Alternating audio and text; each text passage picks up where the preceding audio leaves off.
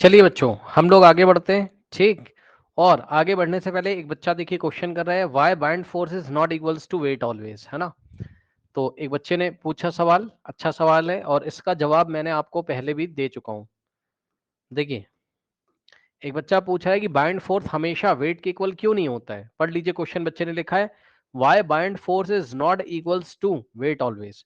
Bind force weight के equal हमेशा क्यों नहीं होता है, बच्चा पूछ रहा है। ठीक। सो अब आप खुद सोचो बच्चों, जब कोई लिक्विड इसमें भरा हुआ है, ये कोई फ्लूइड ऐसे भरा हुआ है, तो भाई फ्लूइड की डेंसिटी अलग अलग है ना। फ्लूइड की डेंसिटी अलग अलग है, हर एक फ्लूइड की डेंसिटी अलग है। जिसकी डेंसिटी ज्यादा है वो ज्यादा बाइंड फोर्स लगाएगा। डेंसिटी होने ज्यादा होने से ना पार्टिकल पास पास होते हैं, तो वो लिक्विड ज्यादा प्रेशर लगाता है, ज्यादा बाइंड फोर्स लगाता है। डेंसिटी ज्यादा होने का मतलब है मास पर यूनिट वॉल्यूम, यानी कि 1 यूनिट वॉल्यूम में ज्यादा मास है, पार्टिकल पास पास है। तो लिक्विड के पार्टिकल पास पास होने से ज्यादा बाइंड फोर्स लगाता है वो। अब एक ऑब्जेक्ट तुमने रख दिया यहाँ, ठीक। तो भाई ऑब्जेक्ट का वेट तो फिक्स हो गया। बात समझिए जरा, भाई ऑब्जेक्ट का वेट तो फिक्स हो गया, मानते हो कि नहीं इस बात को, है ना। इस बात को मानते हो कि नहीं भाई, ऑब्जेक्ट का वेट तो फिक्स हो गया, क्योंकि कुछ ना कुछ ऑब्जेक्ट का मास होगा। कुछ ना कुछ ऑब्जेक्ट का मास होगा, मान लो 5 किलोग्राम मास है इसका, तो इसका वेट तो फिक्स हो जाएगा ना भाई, m×g से। ठीक है, m5 ले लो और समझने के लिए g का वैल्यू 10 ले लो, तो 50 न्यूटन वेट तो फिक्स हो गया। अब इस ऑब्जेक्ट को तुम अलग अलग लिक्विड में अगर रखोगे, अलग अलग फ्लूइड में अगर रखोगे, तो तुम खुद समझो ना भाई, अलग अलग लिक्विड के पार्ट की डेंसिटी अलग अलग होती है। किसी का मास पर यूनिट वॉल्यूम ज्यादा है, तो जिसकी डेंसिटी ज्यादा होगी वो ज्यादा बाइंड फोर्स लगाएगा ना। और जिसका मास पर यूनिट वॉल्यूम कम है, जिसकी डेंसिटी कम है जिस लिक्विड की, वो कम बाइंड फोर्स लगाएगा। तो वेट तो फिक्स हो गया, अब बाइंड फोर्स बार बार वेरी कर रहा है।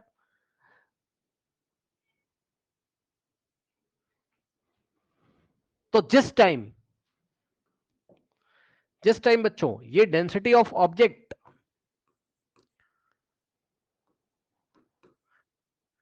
जिस टाइम बच्चों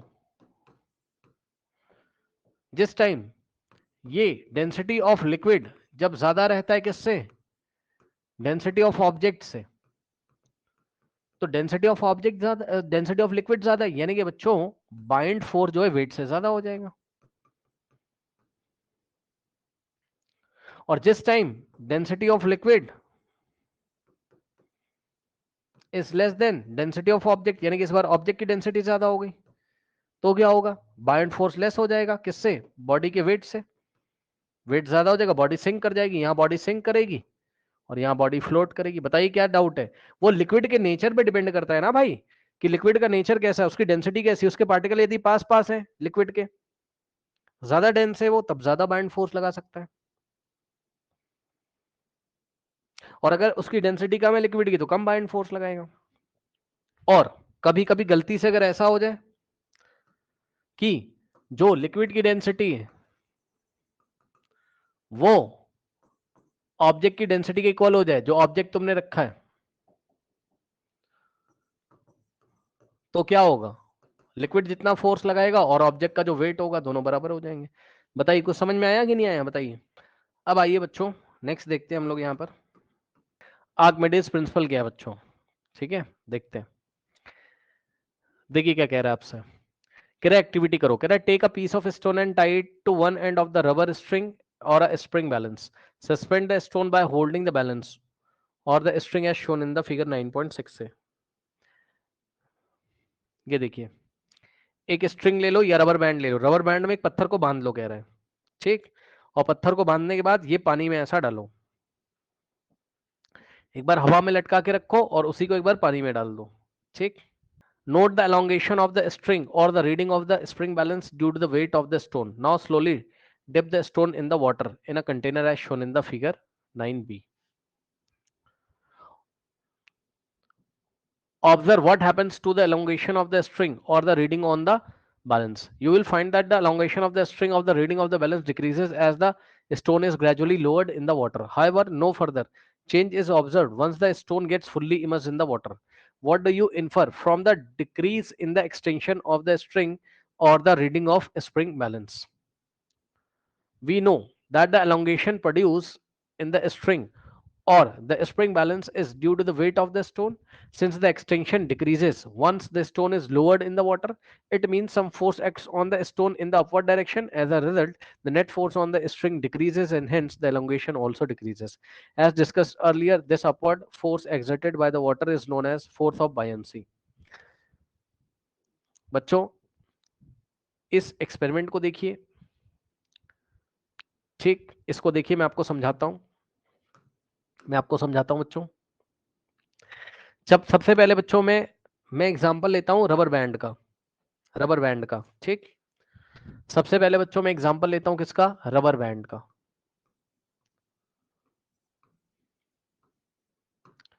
ठीक, रबर बैंड का मैं आपको एग्जांपल यहां पर लेता हूं। ठीक, सुनिए बच्चों, एक बात बताओ, आपको क्या लगता है, देखिए, सबको पता है कि रबर बैंड जो होता है बच्चों, वो खिंच जाएगा ऐसे। अगर मैं इसमें वेट यहां पर एक लटका दूं आई एम वेरी सॉरी आपने रबर बैंड देखा ना, ऐसा खिंच जाता है। चलो मैं आपसे सवाल करता हूं, देखते हैं आप क्या बताओगे मुझे। बच्चों, एक रबर बैंड में लेके आया, ये भी एक रबर बैंड है मेरे पास, ठीक। ये एक रबर बैंड में लेके आया, अभी मैंने इसमें कुछ नहीं लटकाया है। अब मैं सेम रबर बैंड में, सुन लो भाई ध्यान से, सेम मटेरियल का बना हुआ रबर बैंड है और एक जैसे मैं दो रबर बैंड खरीद के लेके आया, एक जैसी लेंथ है, एक जैसा रबर का मटेरियल है, क्योंकि आपको पता है बच्चों, बाजार में अलग अलग क्वालिटी के रबर आते हैं। लेकिन मैं एक ही जैसा आइडेंटिकल रबर बैंड खरीद के लेके आया हूं, एक ही जैसा रबर बैंड, ठीक, एक ही जैसी लेंथ है, एक ही जैसा बच्चों उसका मटेरियल है, ठीक। मान लीजिए बच्चों, इसमें मैंने एक ब्लॉक बांध दिया इस तरीके से रबर बैंड में, और इसमें एक सॉलिड ब्लॉक बांध दिया, ठीक। अभी बांधा है, जस्ट अभी बांधा है, और बांध के हाथ से पकड़ लूंगा, ऐसे नीचे बांध दूंगा। अच्छा, जैसे ही बांधूंगा बच्चों, ये बताइए मुझे, जैसे ही मैं इसमें कोई ब्लॉक बांधूंगा, क्या इस रबर बैंड में एलोंगेशन होगी? इसकी लेंथ इंक्रीज करेगी कि नहीं करेगी? बताइए बच्चों, जल्दी से मुझे, क्या इसमें एलोंगेशन होगा? भाई सीधी सी बात है यार, इसमें एलोंगेशन होगा, बिल्कुल सही बता रहे हो आप, बिल्कुल सही बता रहे हैं आप लोग, इसमें एलोंगेशन होगा, बिल्कुल सही बात है, इसमें भी एलोंगेशन होगा। बच्चों मान लीजिए, अच्छा अच्छा अच्छा अच्छा, ठीक, एक बात मैं आपसे और पूछना चाहता हूं बच्चों, इस ब्लॉक पे नीचे की डायरेक्शन में कौन सा फोर्स लग रहा है, उसका नाम बताइए। और इस ब्लॉक पे नीचे की डायरेक्शन में कौन सा फोर्स लग रहा है, उसका नाम बताइए। बताओ भाई, अगर आप किसी ब्लॉक को ऐसे बांध के ऐसे लटका दोगे रबर बैंड में, तो उस ब्लॉक पे कौन सा फोर्स लग रहा है नीचे? बताओ, नाम बताओ। Wait, wait, very good, very good, very good, very good, very good, very good, wait. बच्चों एक बात बताओ, ये वाले ब्लॉक का मास है, मान लो भाई, मान लो, जस्ट एग्जांपल, इसका मास है बच्चों, मान लीजिए, जस्ट ऐसे एग्जांपल मान लो 5 किलोग्राम, और बच्चों इसका मास कितना है? 7 किलोग्राम मान लो। और जी की वैल्यू बच्चों 10 ले लीजिए समझने के लिए, ताकि इजी हो जाए। तो बच्चों इसका वेट कितना आएगा? m इंटू जी से, m कितना 5 और g का वैल्यू 10, 5 10 जा 50 न्यूटन, तो इसका वेट कितना लग रहा है? 50 न्यूटन डाउनवर्ड डायरेक्शन में। और बच्चों इस पे कितना वेट लग रहा है नीचे? निकाल लीजिए, m इंटू जी से, m 7 है और g 10 है, इस पे कितना वेट लग रहा है स्टूडेंट्स यहाँ पर? बोलिए, इस पे कितना वेट लग रहा है? 70 न्यूटन डाउनवर्ड डायरेक्शन में, सही है। तो इस पे लग रहा है बच्चों 50 न्यूटन और इस पे लग रहा है 70 न्यूटन, ठीक। अब मुझे बच्चों थोड़ा सा पहचान के बताइए, कौन सा रबर बैंड ज्यादा खिंच जाएगा नीचे? दोनों की लेंथ सेम थी, कौन सा ज्यादा खिंच जाएगा नीचे? किसमें एलोंगेशन ज्यादा होगा? फर्स्ट वाले में या सेकंड वाले में? बताइए। सेकंड वाले में, very good, very good, very good, very good, very good, very good, very good. जिसमें वेट ज्यादा महसूस हो रहा होगा बच्चों, उसका ही तो एलोंगेशन ज्यादा होगा, उसका ही तो एक्सटेंशन ज्यादा होगा। मान लीजिए ये वाली पोजीशन से ये आपको यहां तक दिखता है, ठीक है, ये इसकी इनिशियल लाइन है, ये इसकी इनिशियल लाइन है, यहां से नापा हमने। तो ये वाला इनिशियल लाइन से केवल इतना खिंच गया, इतना, और ये वाला इनिशियल लाइन से, ये मान लो इसकी इनिशियल लाइन है, ये इतना ही खिंच गया और ये और ज्यादा खिंच गया, और हम ये अज्यूम करके चल रहे हैं कि रबर बैंड टूटता नहीं है, बहुत मजबूत रबर बैंड है, ये इतना नीचे चला गया, तो इसमें केवल इतनी एलोंगेशन आई है और इसमें इतनी एलोंगेशन आई है।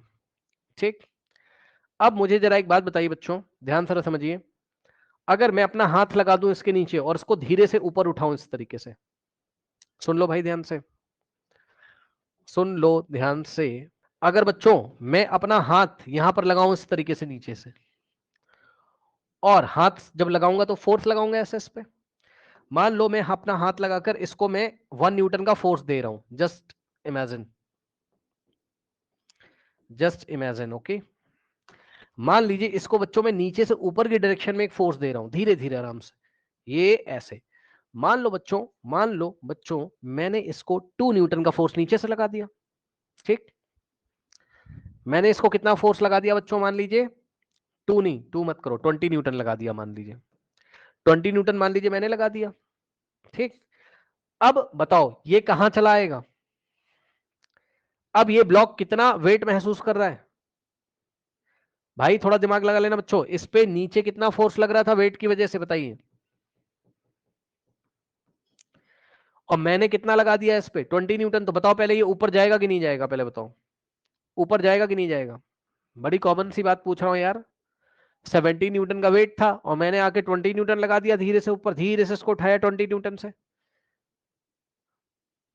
तो अब बताओ क्या इस पे टोटल वेट अब 70 न्यूटन लग रहा होगा या कुछ और लग रहा होगा, अब इस पे रिजल्टेंट फोर्स बताओ कितना आ रहा होगा, अब इसका अपेरेंट वेट कितना आ रहा होगा, अपेरेंट मतलब जो महसूस हो रहा है, अब इसका अपेरेंट वेट कितना महसूस हो रहा होगा बताओ, 50 Newton, very good very good very good very good, भाई 70 नीचे लग रहा था, 20 तुमने लगा दिया, तो भाई 70 माइनस 20 कितना आएगा, अब इसका अपेरेंट वेट कितना आएगा, केवल 50 न्यूटन, मतलब इस ब्लॉक को ऐसा लगेगा बेचारे को कि अरे मेरा वेट तो क्या है, मेरा वेट 70 न्यूटन नहीं है, मेरा तो 50 न्यूटन है, क्योंकि नीचे से किसी ने उठा दिया भाई, नीचे से किसी ने ऊपर फोर्स लगा दिया, तो अब इसको 50 न्यूटन महसूस हो रहा है, तो जब इसको 50 न्यूटन महसूस होगा तो ये ब्लॉक वापस कहां आ जाएगा, केवल कहां तक एलोंगेट होगा, जहां तक 50 न्यूटन वाला हुआ था, समझ गए, अब इसकी लेंथ में, इसके एलोंगेशन में डिक्रीमेंट आ जाएगा,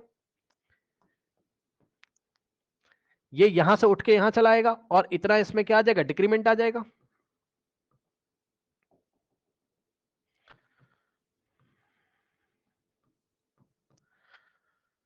मानते हो कि नहीं इस बात को, बताओ।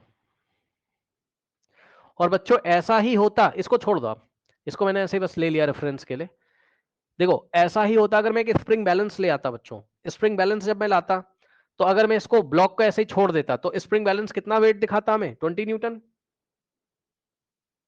लेकिन अगर मैं नीचे से हाथ लगा देता और 20 न्यूटन मैं अगर फोर्स लगा देता तो स्प्रिंग बैलेंस कितना दिखाता, 50 न्यूटन, भाई स्प्रिंग बैलेंस में लटकाओगे ना इसको ऐसे, ठीक है, इसका मास कितना था 7 किलोग्राम, तो इसका वेट कितना था 70 न्यूटन, नीचे तुमने 20 न्यूटन ऐसे लगा दिया तो उठ जाएगा, अब ये रिजल्टेंट वेट कितना महसूस करेगा, 50 न्यूटन, तो स्प्रिंग बैलेंस कितनी रीडिंग शो करेगा, ओनली 50 न्यूटन।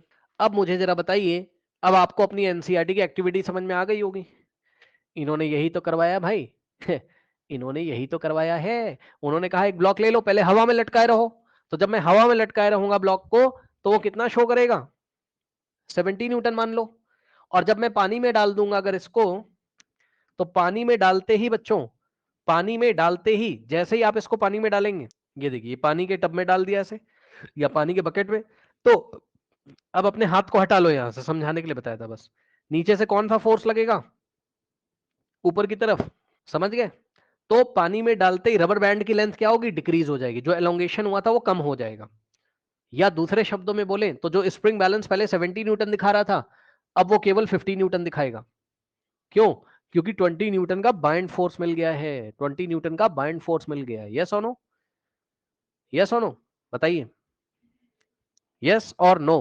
तो बच्चों ये तो मैंने आपको एग्जांपल दिया, यही चीज आपकी किताब में लिखी हुई है, यही चीज, ये मैंने आपको एग्जांपल दिया, कोई बात नहीं, अब मेरा सवाल ये है कि मैंने तो आपको एग्जांपल दिया समझाने के लिए, मैंने कहा कि नीचे से बाइंड फोर्स लग रहा है 20 न्यूटन, लेकिन बच्चों अगर रियलिटी में देखोगे आप, अगर आप प्रैक्टिकली देखोगे, तो आप मुझे ये बताओ, क्या हमें सपने आ रहे हैं, क्या हमें सपने आ रहे हैं कि भाई अगर तुम स्प्रिंग बैलेंस, अगर तुमने स्प्रिंग बैलेंस यूज किया तब तो तुम्हें पता चल जाएगा बाइंड फोर्स कितना लगा है। कैसे? हवा में कितना दिखा रहा था 70 न्यूटन, पानी में डालने पर कितना दिखा रहा 50, यानी कि 20 न्यूटन कट गया। तो 20 न्यूटन कैसे कैंसिल हुआ, बाइंड फोर्स मिला होगा 20 न्यूटन का, तब तो तुम बता दोगे।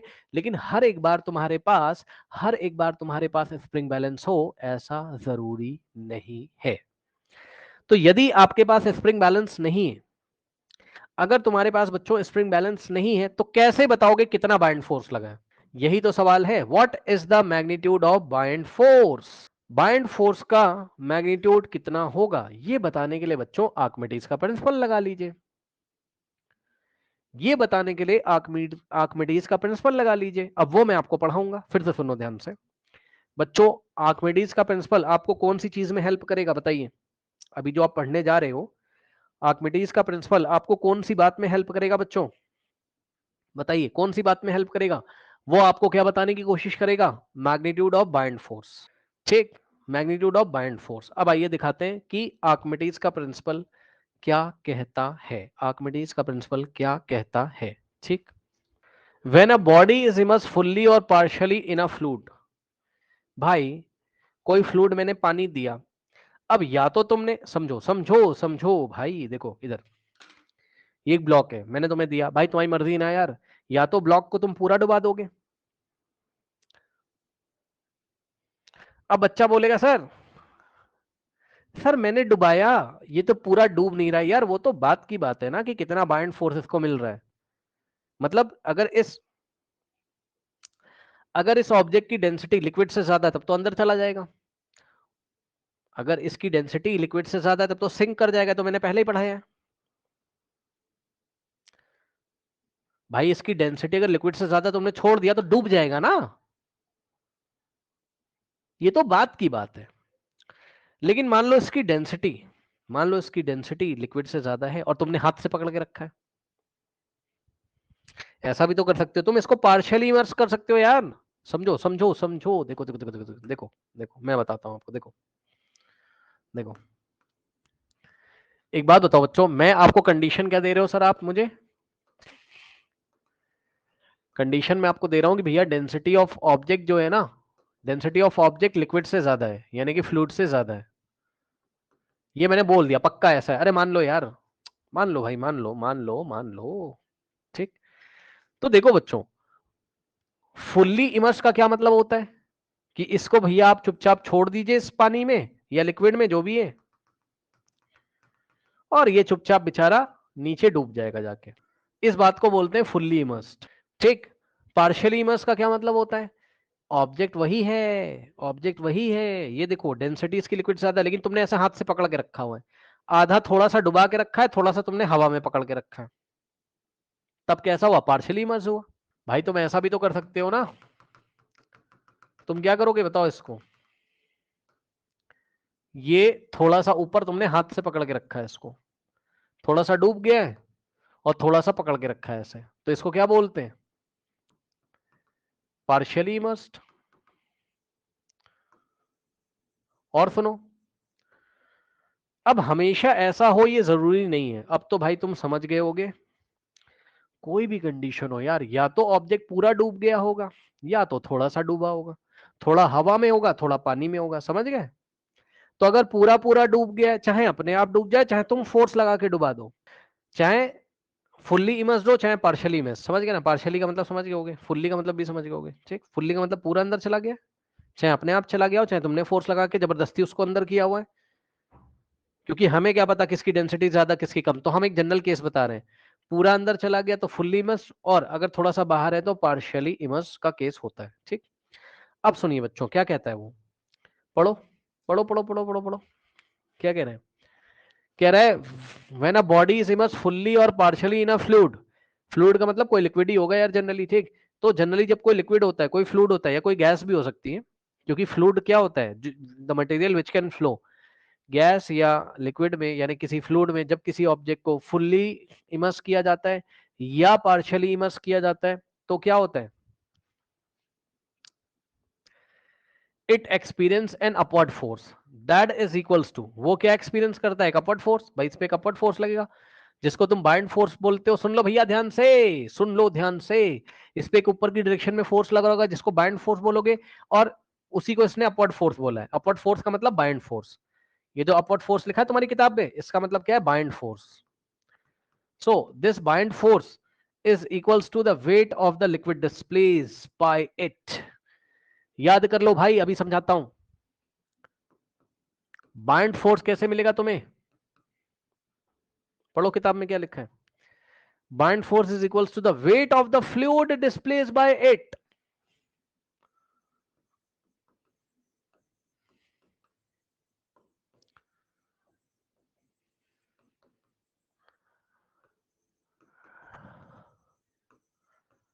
Displaced by it.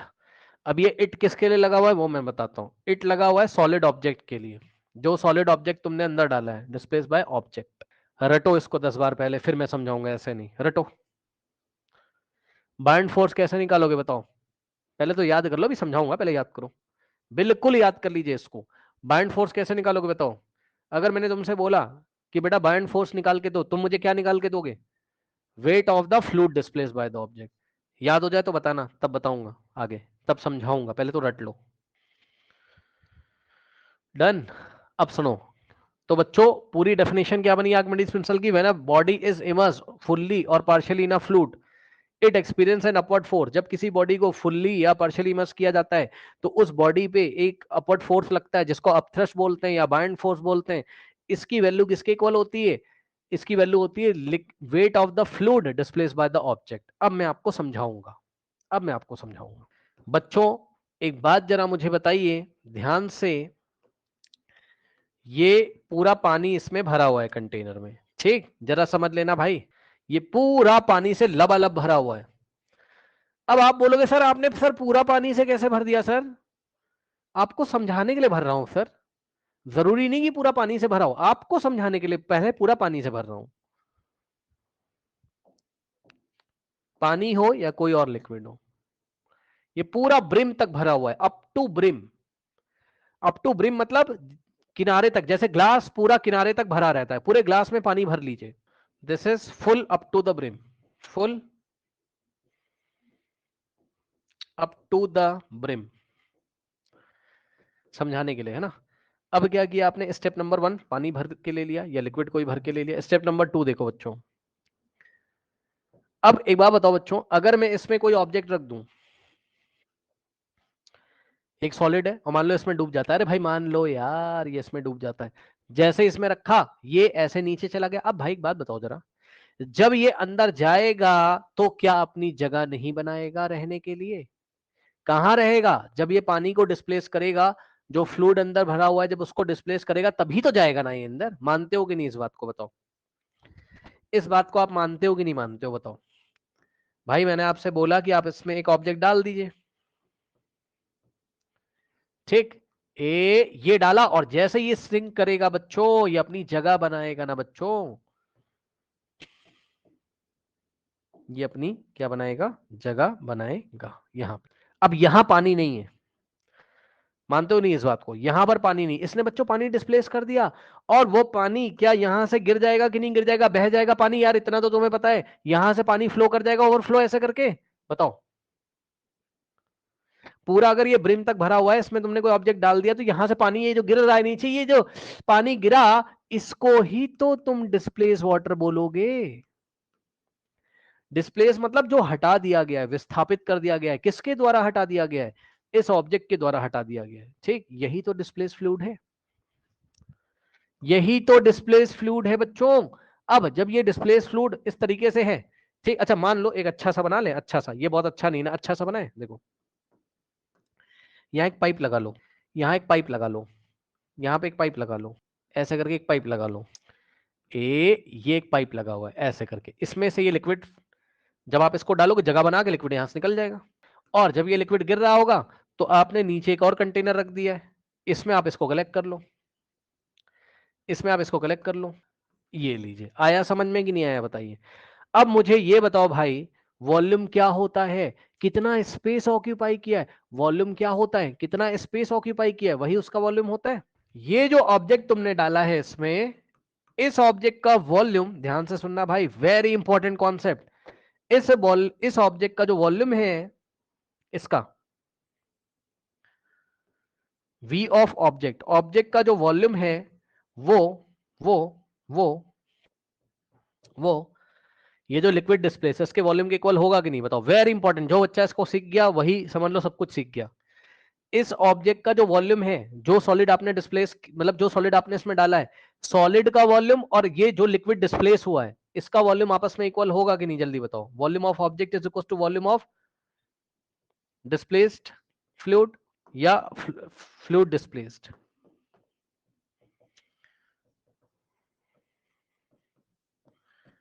बोलिए बोलिए, वेरी इंपॉर्टेंट ये बात आपको वेरी वेरी वेरी इंपॉर्टेंट भाई, ये समझ में आया कि नहीं आया, बताओ पहले। ठीक भाई, खुद सोचिए आप, जब आप ये सॉलिड ऑब्जेक्ट डालोगे भाई, तो ये पानी को डिस्प्लेस करेगा ना, पानी को हटाएगा। लोहे का टुकड़ा मान लो तुमने डाल दिया इसमें सॉलिड, तो वो अपनी जगह बनाएगा ना, पानी को डिस्प्लेस करेगा। यहाँ पाइप लगी, पानी बाहर निकल जाएगा, और जितना पानी बाहर निकला है, या जितना फ्लूइड फ्लूइड कुछ भी होगा, जो भी फ्लूइड होगा, जितना फ्लूइड बाहर निकला है उसको ही तो डिस्प्लेस फ्लूइड बोलोगे। उस डिस्प्लेस फ्लूइड को का वॉल्यूम और वॉल्यूम ऑफ ऑब्जेक्ट आपस में इक्वल होंगे। एक तो ये बात याद रखनी है, दूसरी बात ये याद रखनी है कि मैंने आपको बोला था कि भैया इस ऑब्जेक्ट के ऊपर बायंट फोर्स लगेगा, इस ऑब्जेक्ट के ऊपर क्या लग रहा होगा, बायंट फोर्स। तो कितना बायंट फोर्स लगा है, कितना बायंट फोर्स लगा है, वो किसके वेट के इक्वल होता है, wait of the liquid displaced, wait of the liquid displaced. ठीक, मतलब सर ये जो लिक्विड मिला है ना सर डिस्प्लेस, सर इसका वेट निकाल लो सर, ये जो लिक्विड मिला है सर इसका वेट निकाल लो।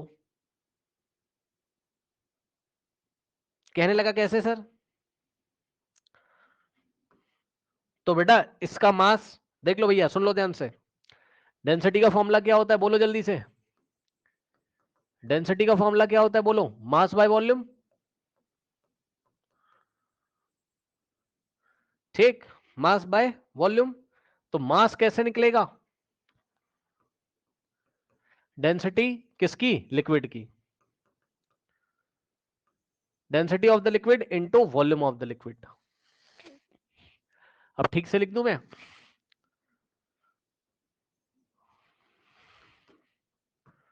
मास लिक्विड का अगर निकालना हो, मास लिक्विड का अगर निकालना हो, तो mass of the liquid is equal to density of the liquid into volume of the liquid. और वॉल्यूम ऑफ द लिक्विड किसके इक्वल होता है, कौन सा liquid, liquid displaced. Volume of the liquid volume of object के equal होता है, जो ऑब्जेक्ट आपने डाला है अंदर। तो अब बताओ, तुम्हें मास ऑफ द लिक्विड मिल गया डिस्प्लेस, तो wait of the liquid displace कैसे निकालोगे, वेट का फॉर्मूला क्या होता है बताओ, एम इंटू जी। सो यहां क्या रखेंगे, एम इंटू जी, एम किसका, लिक्विड का, so mass of the liquid into g. ठीक, और यहां से क्या हो जाएगा, मास ऑफ द लिक्विड की जगह तुम क्या रख सकते हो, density of the liquid into volume of the liquid into g, ये लीजिए।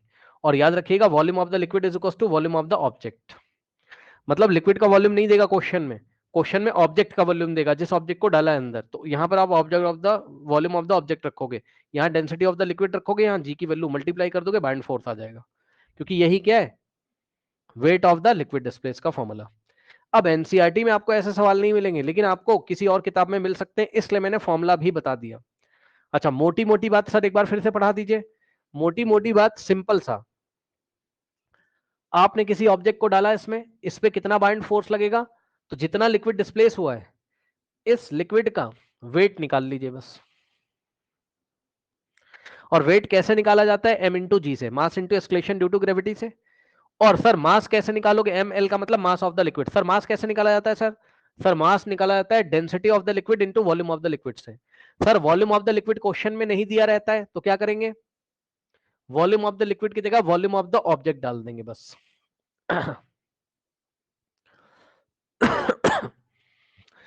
एक क्वेश्चन मैं आपको बना के देता हूं, एक क्वेश्चन देखिए बच्चों,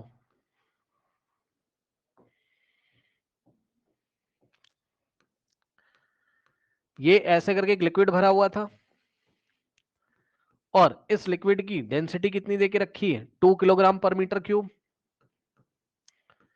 रो एल का मतलब डेंसिटी ऑफ द लिक्विड दिया हुआ है, ठीक। उसके बाद इसमें एक ऑब्जेक्ट डाला और इस ऑब्जेक्ट का बच्चों वॉल्यूम दिया हुआ है क्वेश्चन में। वॉल्यूम ऑफ द ऑब्जेक्ट इसका दिया हुआ है, कितना है, 4 मीटर क्यूब, ये इसका वॉल्यूम है, ठीक। Okay, correct. बस यही दो इंफॉर्मेशन आपको दी हुई है। आपसे बोल रहा है कि when this object is immersed, when this object is fully immersed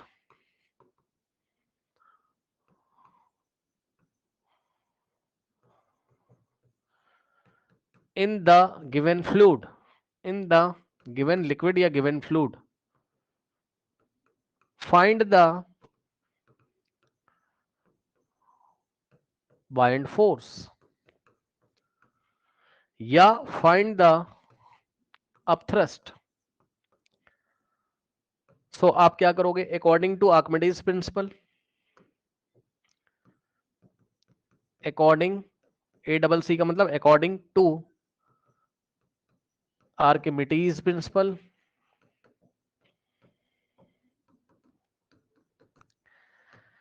फिर आप क्या करोगे, पूरी डेफिनेशन लिखोगे आर्किमिडीज प्रिंसिपल की। When an object is fully और partially immersed in a liquid then buoyant force is equals to buoyant force acting on the object. मतलब जब आप इसको इसमें इस तरीके से फुल्ली इमर्स कर दोगे तो लिक्विड कुछ ना कुछ डिस्प्लेस हो जाएगा। जो भी लिक्विड डिस्प्लेस होगा तो इस बार क्या होगा, पानी का लेवल, मतलब जो भी लेवल है, पानी हो जरूरी नहीं है, जैसे इसमें डुबाओगे तो पानी का लेवल ऊपर उठ जाएगा कि नहीं। ये बात समझ में आई कि नहीं बताओ भाई। इस बार ये ब्रिम तक थोड़ी ना भरा था यार, इसमें कुछ डाल दोगे, जैसा भी ये है, ये कॉलिन की बोतल है, इसमें अगर मैं एक रबर डाल दूं इरेजर तो इसका सरफेस, मतलब इसका ये लेवल ऊपर उठ जाएगा ना। क्यों, क्योंकि रबर जब इसके अंदर जाएगी तो अपनी जगह बनाएगी, तो लिक्विड को डिस्प्लेस करेगी। तो वही मैंने आपको दिखाया कि पहले इसका लेवल यहां तक था, यहां तक लेवल था, इतना लेवल राइज हो गया क्योंकि इसको इसमें डाला तो इसने क्या किया, अपनी जगह बनाई, यहां से इस फ्लूइड को या लिक्विड को डिस्प्लेस कर दिया, है ना। तो लेवल ऊपर चला गया। तो जितना लिक्विड डिस्प्लेस किया होगा बच्चों, उस डिस्प्लेस लिक्विड का वेट निकाल लीजिए। So buoyant force is equal to what, weight of the displaced fluid. और वेट का फॉर्मूला क्या होता है, बाइंड फोर्स कितना आ जाएगा बताओ ऑन द ऑब्जेक्ट। जो सॉलिड ऑब्जेक्ट डाला उसके ऊपर लगने वाला बाइंड फोर्स कितना आ जाएगा, weight of the displace liquid. और वेट कैसे निकालते हैं, mass into acceleration due to gravity से, यानी कि mass of the liquid into acceleration due to gravity, ठीक। और सुनो, मास ऑफ द लिक्विड का फॉर्मूला क्या बताया, बताओ मैंने। मास कैसे निकालते हो, density of liquid into volume of liquid, density of liquid into volume of liquid into g. और सुनो, वॉल्यूम ऑफ लिक्विड किसके इक्वल होता है, अभी पढ़ाया था, volume of liquid is equal to volume of object, ठीक। तो वॉल्यूम ऑफ ऑब्जेक्ट कितना देके रखा है आपको, 4 मीटर क्यूब। अब यानी कि वॉल्यूम ऑफ लिक्विड भी कितना होगा, 4 मीटर क्यूब, ठीक। अब यहां पर बच्चों वैल्यूज रख दीजिए, आंसर आ जाएगा। हाँ भाई लगाओ, डेंसिटी ऑफ लिक्विड कितना है, 2 kilogram per metre cube, 2 kilogram per metre cube into volume of liquid कितना है, वॉल्यूम ऑफ लिक्विड क्वेश्चन में नहीं दिया रहता है। वॉल्यूम ऑफ लिक्विड कौन सा लिक्विड, डिस्प्लेस लिक्विड, जितना लिक्विड डिस्प्लेस है उसका वॉल्यूम कितना है, वॉल्यूम ऑफ ऑब्जेक्ट के इक्वल 4 मीटर क्यूब, और एक्सक्लेशन ड्यू टू ग्रेविटी की वैल्यू 10 ले लो आप, 10 मीटर पर सेकेंड स्क्वायर। मीटर क्यूब से मीटर क्यूब कट जाएगा, 2 4 द 8 10 द 80, 80 क्या किलोग्राम मीटर पर सेकेंड स्क्वायर को हम न्यूटन बोलते हैं।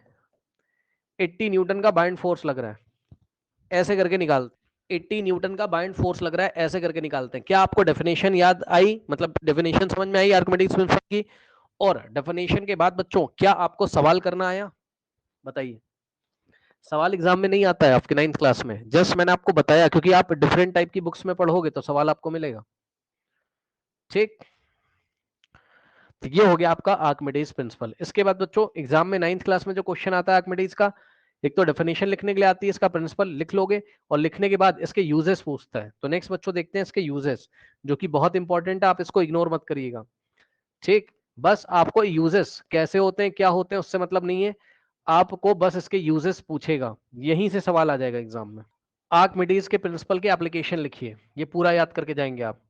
It is used in designing ships, ships को डिजाइन करने में, सबमरीन्स को डिजाइन करने में, लोको लेक्टोमीटर, लेक्टोमीटर क्या होता है, which is used to determine the purity of the sample of milk. ठीक है, दूध की जो शुद्धता होती है, मिल्क की प्योरिटी को मेजर करने के लिए हम आर्किमिडीज प्रिंसिपल का यूज करते हैं। एंड हाइड्रोमीटर्स के लिए, हाइड्रोमीटर क्या करते हैं, किसी भी दी गए लिक्विड की डेंसिटी नाप मेजर करते हैं। तो कहां कहां इसका यूज हुआ? Designing the ships and submarines, lactometers, और इसके बाद हाइड्रोमीटर।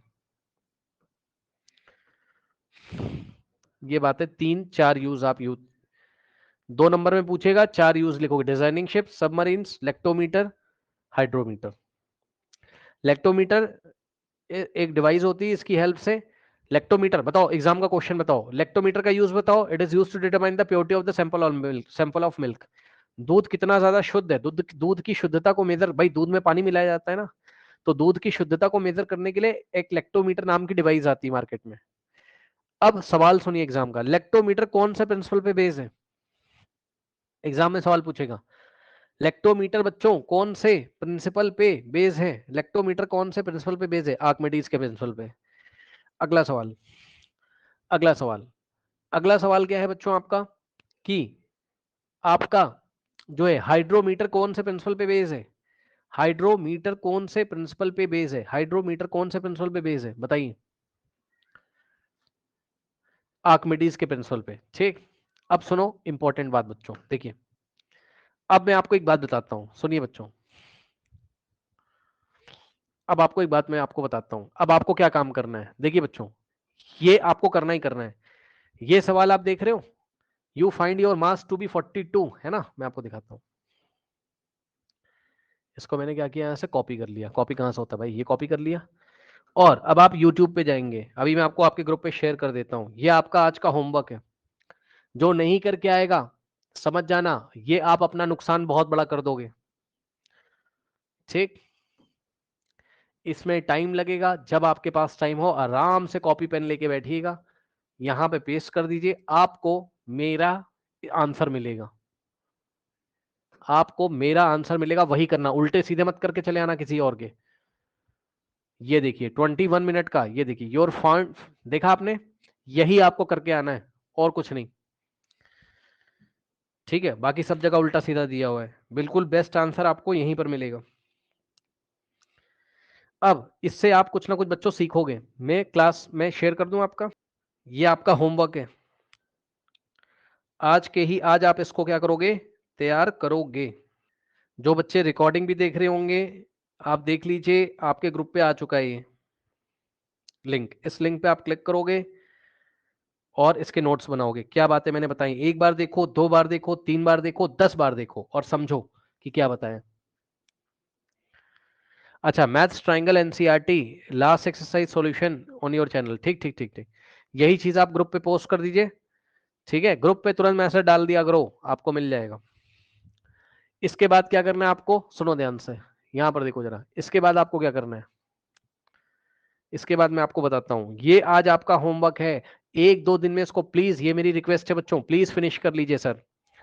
बच्चों इसको मैंने बहुत ध्यान से ये वीडियो बनाए हुए हैं, इसको करने में बहुत टाइम लगता है, बहुत रिसर्च लगती है, आप लोग प्लीज इसको इग्नोर मत करिएगा। ये देखिए बच्चों, अब जो अगला है, ये आपको फिर से कहीं नहीं मिलेगा, ऐसा आंसर बच्चों आपको कहीं मिलेगा ही नहीं, इसमें बहुत मेहनत से मैंने इसको बनाया था आप लोग के लिए।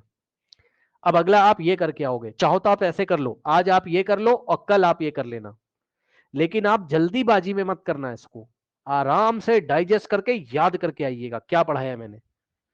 ठीक, क्योंकि ये टॉपिक है बच्चों अपने आप में, ये क्वेश्चन नहीं है, ये टॉपिक है। फिर मैं आपके ग्रुप पे शेयर कर दे रहा हूँ, ये देखिए, किसी और का मत देख के आइएगा प्लीज, उल्टे सीधे जवाब मत देख के आइएगा, पता लगा तुम कोई शॉर्ट में देख लो जाके। ये देखिए, ये 19 मिनट्स का है, ये आपको देख के आना है। यही चीज मैं आपको ग्रुप पे देता हूं अभी। ये हो गया आपके करीब 1 घंटे का, मतलब दो, इसमें आपको डेढ़ डेढ़ घंटे लग जाएंगे देखने में दोनों, क्योंकि देखोगे, नोट्स बनाओगे, फिर 2 क्रॉस पे एक बार, 2 बार, 3-4 बार देख के आना, देखना मैंने क्या बताया। ठीक, ये बातें हो गई, तो ये आपका होमवर्क हो गया, एनसीईआरटी एग्जाम्पलर, ये लीजिए, ये हो गया आपका काम। ठीक, चलिए अब हम नेक्स्ट क्लास में मिलेंगे बच्चों, अभी हम इसको क्या करते हैं, होल्ड करते हैं। Okay, correct. और कोई डाउट हो तो आप लोग ग्रुप पे भेज सकते हो, जाइए।